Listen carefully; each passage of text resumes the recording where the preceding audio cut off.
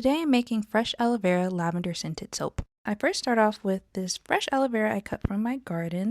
I use a spoon. I saw this trick online. It works great. And I just cut out chunks and then I add it into my food processor to blend it up into a gel. After that's done blending, I set it aside to measure out my oils.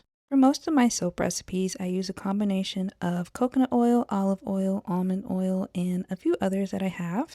I just measure them out and then create my lye solution. Since this is hot process soap, you don't have to wait for the lye solution to cool down before adding it to your oils, and this definitely helps with coconut oil because it'll help to melt it down faster. So I just add it all to the crock pot and then I mix it together by hand before using my stick blender to bring it up to a trace. I forgot to mention earlier that I did use a water discount when mixing up the lye since I am using the aloe vera gel. I add the gel after mixing in the lye with the oils because it accelerates the trace, and I want to make sure everything's properly mixed before adding it in. Once that is all mixed together, I just add the lid and I let it cook for about 1 to 2 hours and checking on it periodically because you have to be careful with hot process soap because it can bubble over.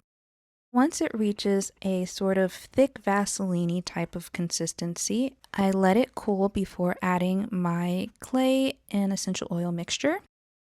I use clay because it helps the fragrance be stronger and not die off while the soap is curing.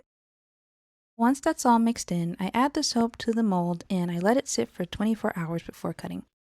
That's how I make fresh aloe vera lavender hot process soap. Please like and subscribe and let me know what soap you want to see me make next. Thanks for watching.